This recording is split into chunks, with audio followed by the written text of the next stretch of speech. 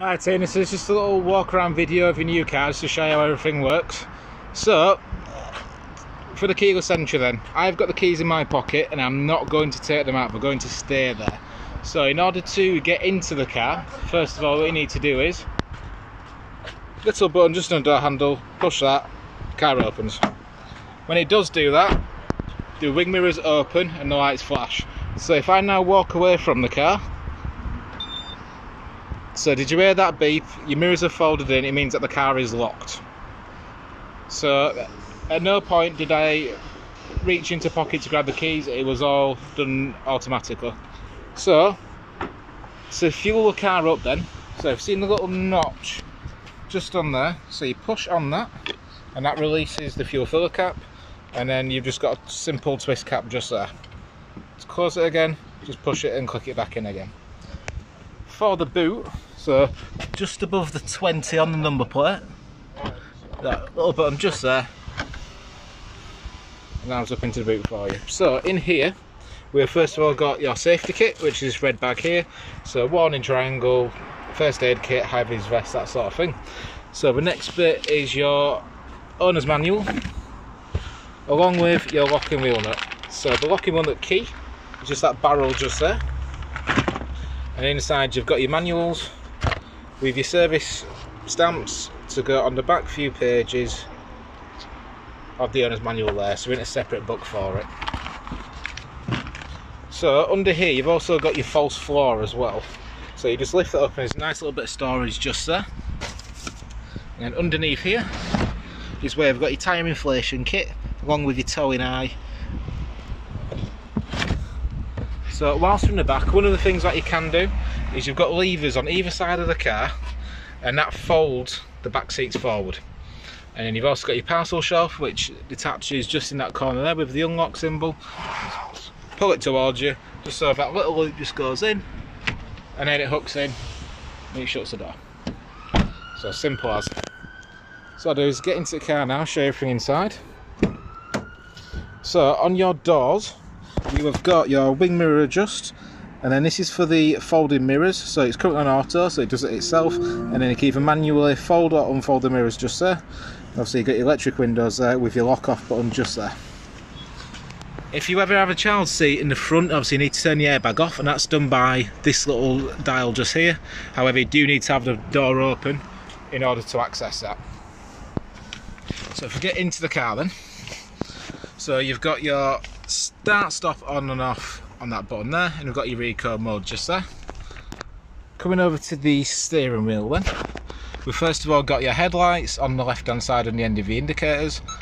If I just put that onto auto, it means you never have to touch it and the car does exactly what it needs to. So if it's dark, lights come on, if it's light, lights turn off, simple as. On the right hand side you've got your automatic wipers, so you've got all the way to the top for off, down one for auto, down another one for intermittent, and then for constant. I've left it in auto just so you're all set to go, and then you've got your sensitivity for the automatic wipers in the middle and your rear wipers just there. When it comes to starting the car, what I do is I always put my foot on the clutch and the brake, and then you push the start button just to the left of the steering wheel in that silver knob just there. So that turns the car over, so turn that horrible music off. So on the dials then, so to the right hand side you've got your fuel level, obviously with your £20 worth of fuel in there, and then the left hand side is the water temperature. Obviously you know not to rev the engine too hard until it's got up to 90 degrees, and it's basically just on the line halfway. In the centre you've first of all got your rev counter with your speed shown where the 0 is, so it's a digital readout. To the right hand side it tells you what doors are open and shut. Obviously I've got the driver's door open now, so if I shut that, obviously that goes off. The little leaf on the left hand side I believe is something to do with economical driving, not too certain, but usually when I drive it's completely disappeared. To the bottom where it says 12 miles, this is where your trip computer is, so the way that you control that is by using this little toggle just here.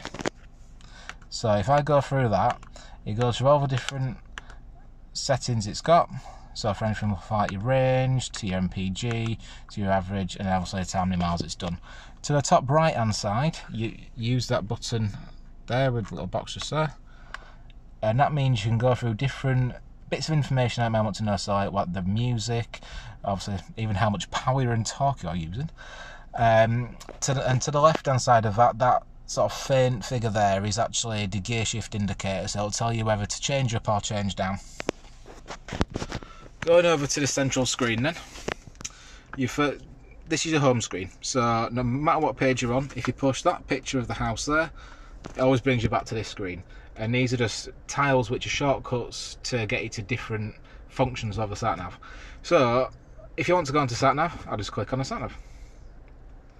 And then if you want to input a destination, go to nav, destination, address, and then you can input the address just there, and then follow the instructions and it will set it for you.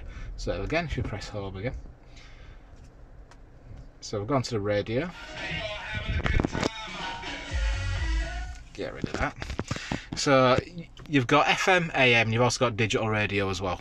So the way that you do that is if you've gone to band, and then you've got FM, AM, DR for digital radio. So if you click on DR, diagnosed for several years while pursuing your dream. So you've got,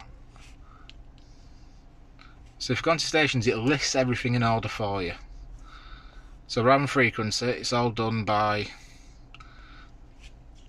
alphabetical order, and you can also set some presets in there as well. And I use push and hold different ones there to whatever preset you want. So I'll go back to home again.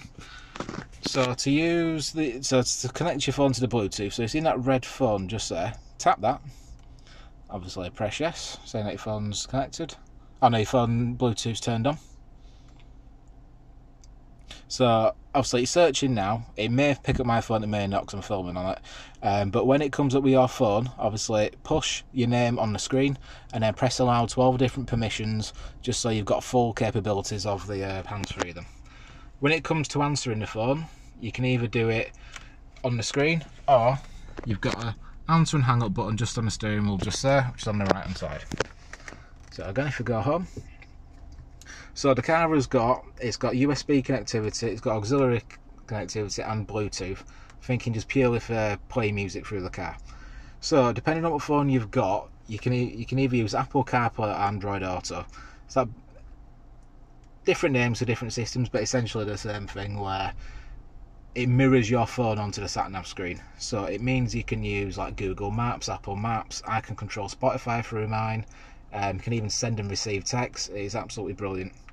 If you've got an Android phone, you download the app for Android Auto, whereas Apple, it's already installed, and you just connect that through the USB slot just down there.